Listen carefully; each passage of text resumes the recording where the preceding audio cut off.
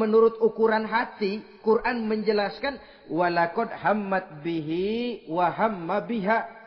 Sebenarnya Zulaikha cinta kepada Yusuf, Yusuf pun senang kepada Zulaikha. Saat itu iblis sibuk bukan main memasang jerat, pasang besi berani biar pada nyetrum.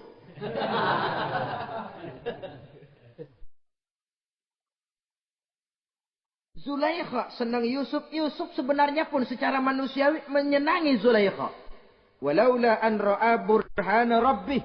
Tapi Yusuf ketika itu melihat larangan Allah, peringatan Allah. Seolah-olah dia lihat Allah mengatakan, Yusuf, ini letter S. Dilarang parkir di sini. Menurut satu riwayat, Nabi Yusuf melihat ayahnya, Nabi Yakub, melambai-lambaikan tangan menyetop. Seolah-olah melarang dia meneruskan langkahnya.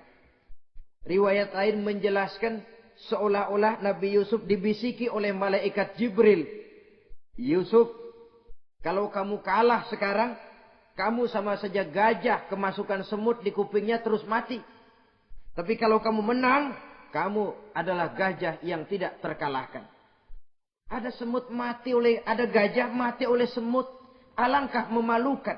Binatang yang begitu besar jatuh hanya oleh binatang yang begitu kecil.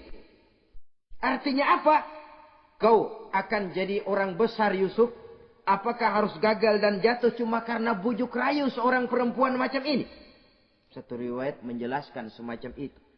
Sehingga mantap Yusuf, maaf tuanku, saya malu kepada manusia. Saya malu kepada majikan, tapi saya lebih malu lagi kepada Allah. Saat ini majikan tidak tahu, orang seorang pun tidak ada yang lihat, tapi Allah pasti lihat. Itu yang saya malu. Ah Yusuf, jangan sok kalem Sob. Mumpung situasi mengizinkan, mubazir nih. Zulaikha pun berangkat pergi ke tempat pembaringan, ke tempat tidur. Lalu dengan pose yang merangsang, aduhai, melambai-lambaikan tangannya, hai talak, Yusuf sini, Yusuf kemari. Nabi Yusuf dipelihara oleh Allah. Ketika Nabi Yusuf tetap menampakkan keengganannya, Zulaikha jadi berang. Ya namanya istri pembesar ditolak oleh anak muda yang menurut penilaian dia nggak ada apa-apanya. Lu kan kecemplung di sumur, gua pungutin. Cuma sekedar segini aja nggak mau nurutin. Kebangetan amat. Bukan Zulaikha kalau nggak nekat. Dia bangun dari pembaringannya, gemes, dia hampiri Yusuf. Kalau cara kita diunyeng Yusuf itu. Dipaksa. Nabi Yusuf berlari ke arah pintu. Ditarik bajunya dari belakang oleh Zulaikha. Sobek belakang bajunya ini. Begitu baju sobek, pintu terbuka. Kitfir, suami Zulaikha datang. Orang Arab bilang yumsak mablul. Ketangkep basah. Ketangkep basah. Merah padam muka Zulaikha. Sementara Kitfir pun matanya merah. Tapi Nabi Yusuf tenang-tenang saja. Ya wong nggak salah. Tenang-tenang saja Nabi Yusuf. Bukan tenang karena pengalaman.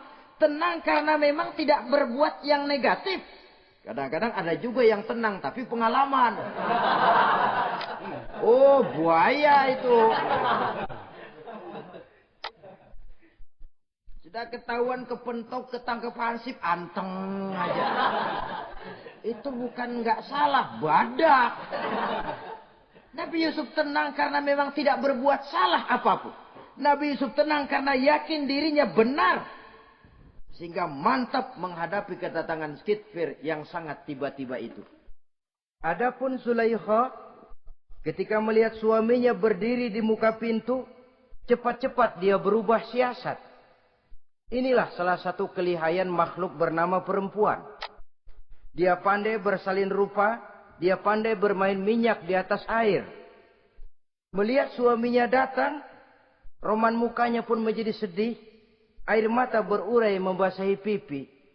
Papa, katanya. Apa balasan bagi orang yang mau menistakan istri papa? Maksudmu apa, Zulaikha? Yusuf gile. Dia mencari kesempatan dalam kesempitan. Dia mau menodai kehormatan saya. Dia hendak memperkosa saya. Kata Nabi Yusuf, bukan saya, Tuan. Saya enggak. Yang benar Yusuf, enggak. Zulaikha yang memaksa saya. Betul Zulaikha, tidak. Yusuf yang memaksa saya. Sampai akhirnya salah seorang dari isi rumah itu memberikan jalan keluar. Tuan Kitfir, begini saja. Sulit memang untuk dilacak kebenarannya. Cuma periksa saja baju Yusuf. Kalau bajunya sobek di belakang, Yusuf benar, Zulaikha salah.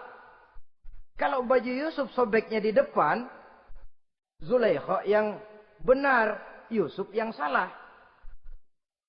Nah, apa artinya itu? Kalau bajunya sobek di belakang kan artinya Yusuf kabur ditarik dari belakang.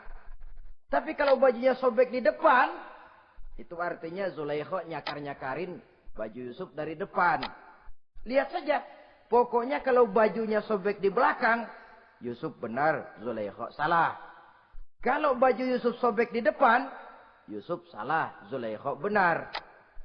Ketika diperiksa, dicek bajunya, betul sobek di belakang. Artinya, Yusuf benar, Zulaikha yang salah. Kata Kitfir, Zulaikha, jelas sudah bagaimana kejadian yang sebenarnya. Oleh karena itu, bertaubatlah kamu kepada Allah. Dan kau Yusuf, jangan ceritakan peristiwa aib ini kepada siapapun. Untuk menjaga nama baik kita bersama. Baik, Tuan. Saudara-saudara kaum muslimin yang saya hormati. Tapi ya bagaimana? Serapi-rapinya menyimpan barang busuk, toh akhirnya tercium juga. Gosip ini akhirnya tersiar di mana-mana, terutama di kalangan para pembesar. Sehingga kalau kumpul para istri pejabat, Zulaikha jadi bahan gunjingan. Kan main bini menteri demen sama budaknya. Nggak salah apa tuh, jadi bahan ejekan. Ya sebab tentu ukuran mereka yang belum pernah ngelihat Yusuf, kalau duren ketemu duren dong. Masa duren ketemu ketimun ya bonyok. Artinya nggak seimbang. Masa istri bangsawan tergila-gila sama anak angkatnya, sama budak beliannya, nggak masuk rasio itu. Zulaikha dengar berita macam itu. Sampai dalam hatinya, pantas saja kamu ngenyek saya, kamu meremehkan saya, karena kamu belum pernah lihat potongan Yusuf bagaimana.